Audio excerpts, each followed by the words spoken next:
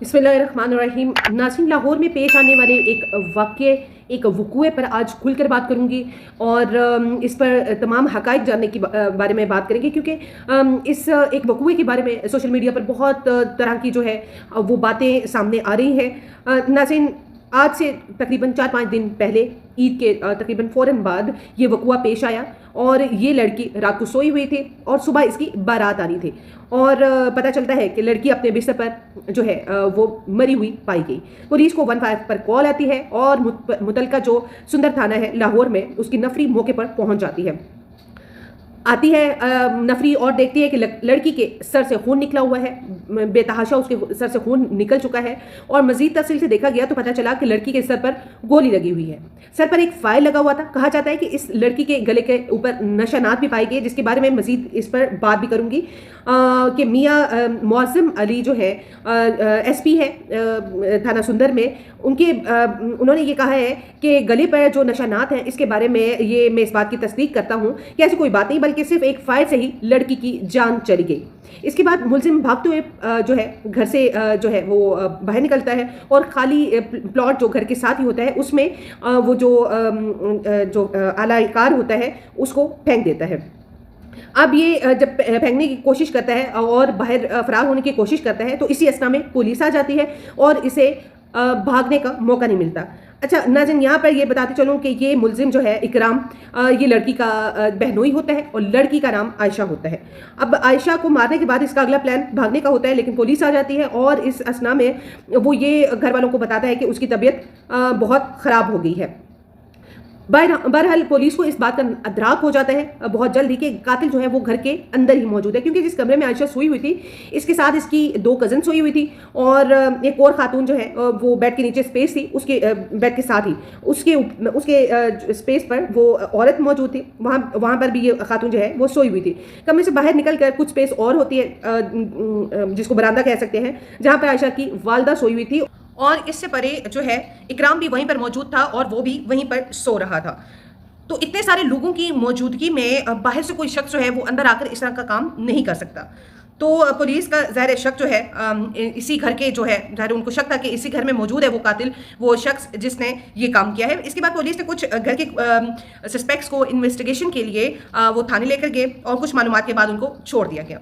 मियाँ मौज़म के मुताबिक वालिद और वालदा पर ये इल्ज़ाम है कि वो हकीकत छुपा रहे हैं और इन लोगों को जो है हकीकतन इस बात का आइडिया नहीं है। ज़ाहिर है एक इतनी अचानक से ये चीज़ हुई और ज़ाहिर है वो इतने सदमे में है कि उनको आइडिया नहीं हो सका कि एक्चुअली हुआ क्या है, किया किसने, क्यों किया है।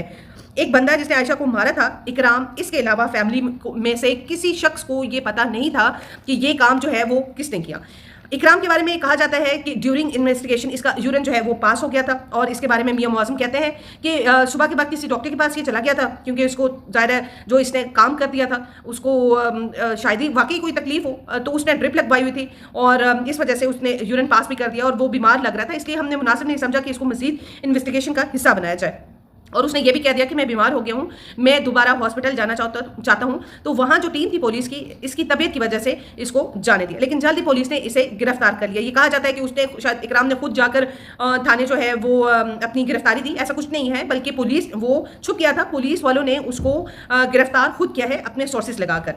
फलक शेख जो कि इस लड़की आयशा का होने वाला दूल्हा था, इसने कहा कि मेरी अमानत मेरे हवाले कर दी जाए, मेरी 7 साल मोहब्बत थी इस लड़की के साथ, मुझे नहीं पता कि इकराम ने इसको क्यों मारा।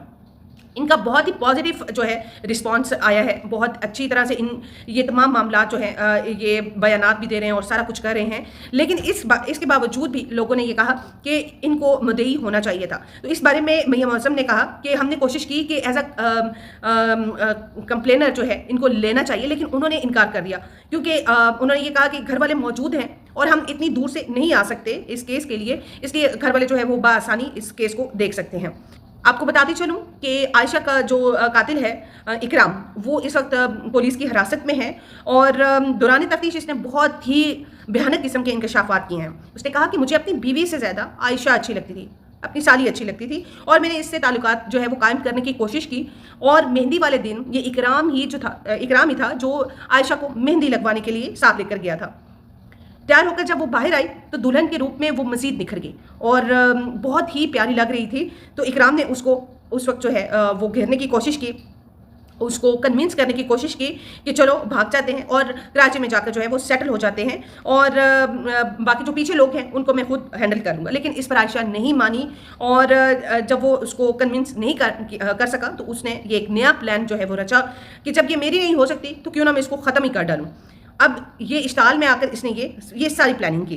नाज़रीन, प्लानिंग तो खैर उसने कर ली और उसने काम भी अपना पूरा कर लिया, लेकिन लड़की जो है वो बिल्कुल बेगुनाह थी। मियां मौज़म कहते हैं कि वो बहुत कम उम्र बच्ची थी। उसको कन्विंस करने की कोशिश की इस खबीस शख्स ने, लेकिन वो समझदार थी। उसने इन तमाम बातों से इनकार कर दिया। अब न जाने इकराम उसको कब से हरासा कर रहा था, कब से जो है वो उसको कन्विंस करने की कोशिश कर रहा था, लेकिन आयशा नहीं मान रही थी। उसका कोई कसूर नहीं था। मौज़म साहब का कहना है कि वालिदैन बिल्कुल इस नुक्ते पर अड़े हुए हैं कि वो इस मुकदमे पर लड़ेंगे, उसको आगे लेकर जाएंगे।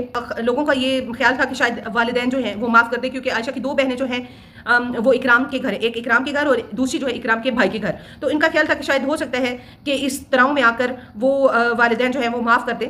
तो इस बारे में मियां मौज़म का कहना था कि अगर वो बयान दे भी दें, ठीक है, अगर वो उनको माफ़ कर भी दें, तो अदालत ब्लड रिलेशंस को, जो बाकी लोग हैं उनको कोर्ट बुलाकर उनसे पूछेगी और उनसे उनकी राय लेगी, और तब जाकर कोर्ट जो है वो फैसला करेगा। नाज़रीन, बहुत सी चीज़ें थी, बहुत सी सोशल मीडिया पर ऐसी बातें आ रही थी कि शायद आयशा का कोई कसूर था, वन साइडेड था, टू साइडेड था, लेकिन मियां मौज़म ने बताया कि दौरान तफ्तीश इकराम ने तमाम बातों के हवाले से ये क्लियर कर दिया कि आयशा का कोई कसूर नहीं था, वो बिल्कुल बेगुनाह थी। उसको मैं ही इंसिस्ट कर रहा था क्योंकि वो मुझे बहुत अच्छी लगती थी और मैं चाहता था कि मैं उसकी बहन को छोड़कर मैं आयशा के साथ जो है वो शादी कर लूँ।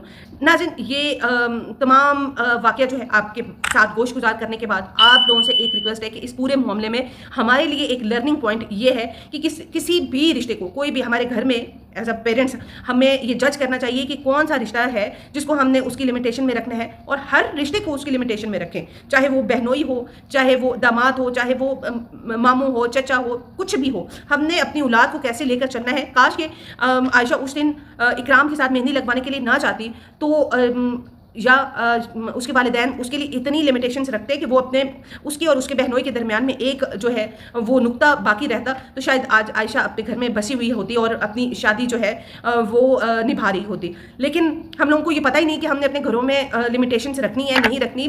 दामाद है तो उसको हम सर पर चढ़ा लेते हैं, वो कुछ भी करे उसको हमने अपने घर का सरबराह मान लेना है। नहीं, वालिदैन को ये चाहिए कि वो अपने बच्चों की जो इस्लाम के मुताबिक जो है वो तरबियत करें। उनको पता होना चाहिए कि इस शख्स की ये लिमिटेशन है। तो मेरे ख्याल में अल्लाह ताला ने जो हदूदों का यूद लगाए हुए हैं उनको हम अपने घरों में अप्लाई करें तो इस तरह के जो वाक़यात हैं उन पर काबू पाया जा सकता है। अपना बहुत सा ख्याल रखिएगा। अल्लाह हाफ़िज़।